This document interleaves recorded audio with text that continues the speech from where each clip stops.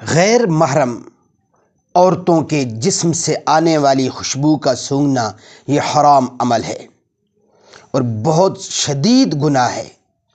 حضرت ابو موسیٰ اشعری رضی اللہ تعالی عنہ فرمایا کرتے تھے، غیر محرم کی خوشبو سونگھنے سے بہتر ہے کہ مردار کی خوشبو سونگھ لو۔ یعنی غیر محرم کے جسم سے آنے والی جو خوشبو ہے وہ سونگھنے سے یہ بہتر ہے کہ مردار کی خوشبو کو سونگھ لیا جائے۔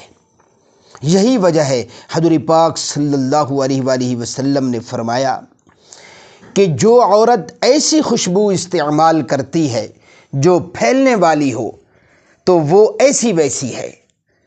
اب آپ خود سوچ لیں کہ ایسی ویسی سے کیا مراد ہے؟ یعنی وہ عام عورت ہے، وہ فاحشہ عورت ہے، وہ بدکارہ عورت ہے اور وہ مردوں کو اپنی طرف راغب کرنے والی عورت ہے۔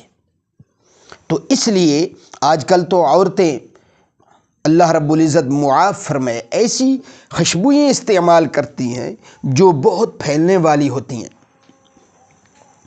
گزر گئی گلی سے، کافی دیر ہو گئی گزر گئے، لیکن گلی سے خوشبو ابھی بھی آ رہی کہ یہاں سے کوئی گزر کے گیا ہے۔ روڈوں پہ گزر کے جا رہی ہیں، خوشبوئیں پھیل رہی ہیں۔ اور اسی طرح بازاروں میں گزر گئیں، پیچھے سے کئی دیر وقت تک وہ خوشبو جو ہے آتی رہتی ہے۔ تو یہ گناہ کی بات ہے اور حرام عمل ہے۔ عورتیں خوشبوئیں لگائیں، ضرور لگائیں، لیکن اپنے خامدوں کے لیے لگائیں، سجیں بنیں سنوریں، لیکن اپنے خامدوں کے لیے، غیروں کے لیے نہیں۔